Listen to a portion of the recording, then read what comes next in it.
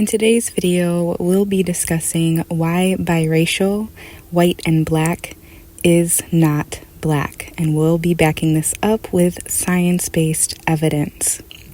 Now, I want to begin this video by just highlighting what people hear when you say you're not black as a biracial person. This is what I can only assume from my perspective that they're hearing. I hate/reject my blackness.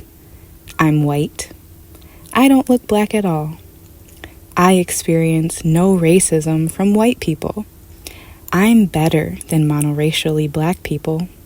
I have absolutely no sense of identity awareness. When in reality, I love the black part of me, but I refuse to negate my white genetics and parent who gave me life. I am white and black mulatto, not one or the other. I know I have black features, and I love them. Yes, of course, I experience racism from some white people, but also from some black people. I'm not better, but your attacking my identity reveals that maybe you think I am. I'm overtly aware of my phenotype, but my lived experiences are not limited to the monoracial black experience only. And that's okay. In my experience, many black people fight to uphold the one-drop rule while simultaneously screaming racism, colorism, lack of beauty representation, and they not like us. I just want to say that cops putting out an APB describing me as black is not my entire reality. White racism is not the pinnacle of my existence, and having two black parents is not my reality. I've noticed this because the main arguments against biracial people not identifying as fully black always encompasses some variation of the following. Well, how do white cops see you? How does white America see you? Are you white passing? Because if you're not, you're black. But what about white chattel slavery and the tragic mulatto? You know, white people historically did not accept mixed people, and we took you in. The irony is that every argument for why a biracial person should identify solely as black is rooted in the culmination of white ideals and the white pedestal within the black community. Check out my most recent video on this topic. I will link it above. Now, here are some of the less talked about scientific differences that can impact our health and physical bodies. Let's start simple with skincare.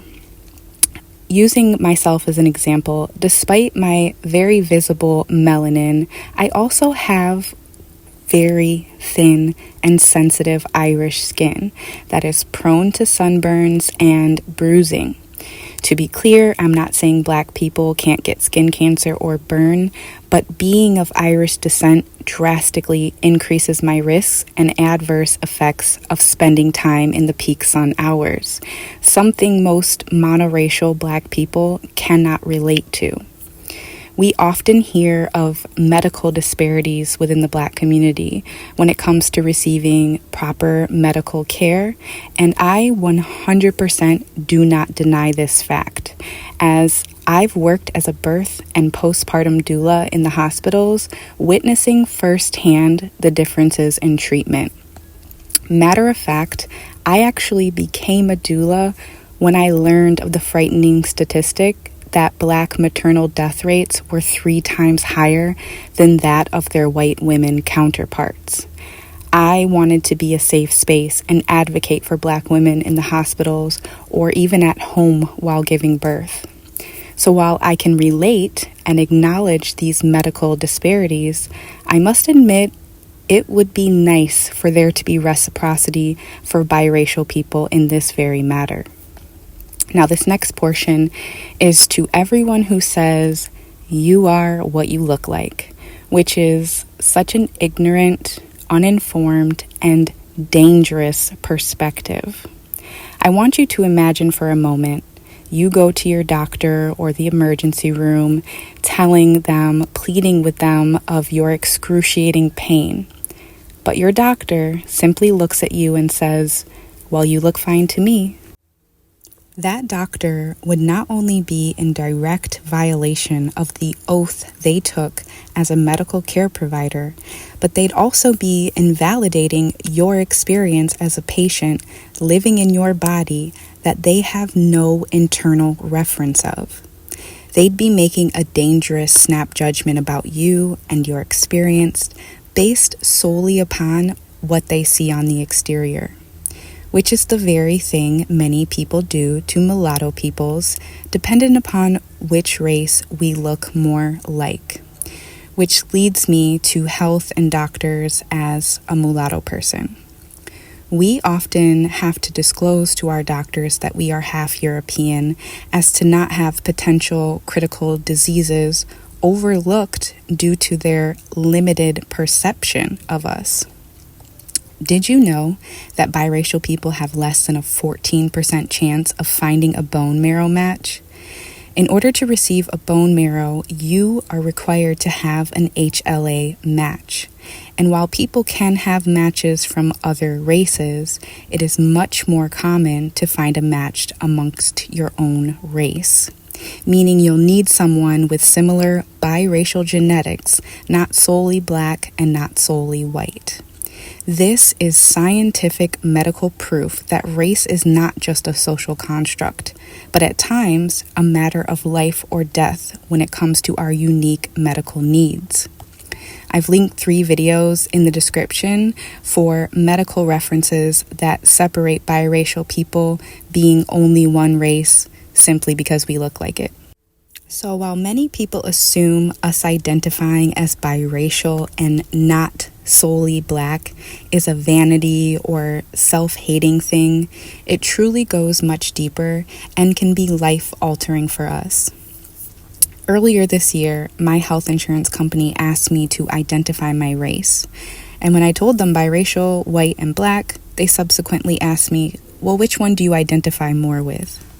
That is where our supposed progressive world and healthcare system is in 2025, people.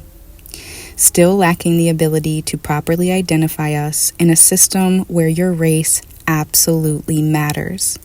Speaking of, if you'd like to reinstate mulatto to the 2030 U.S. Census, click the link in the pinned comment or in my bio to sign the petition.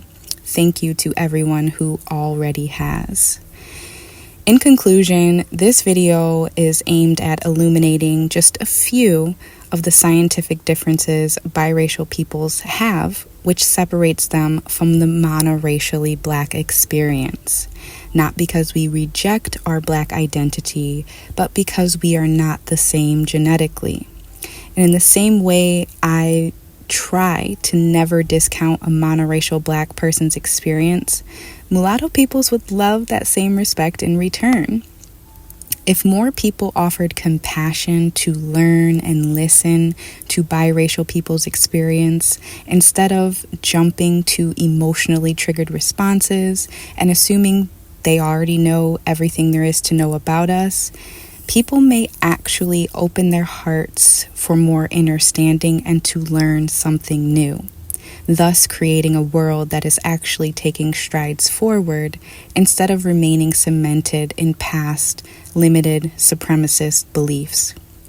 Let me know in the comments if you'd like a part 2, and of course, I would love to connect with you all on a deeper level in a private, troll-free community, where I share not only topics of race, such as mulatto history, but also skincare, holistic health, guided meditations, tarot messages, and more. Today, I shared a shadow work prompt, which you can get a sneak peek of in my community posts. See the pinned comment to choose your membership on Patreon and unlock content that I do not share here on YouTube, plus other ways to support my mulatto business. Until next time, stay high vibe, my mulatto tribe. Peace.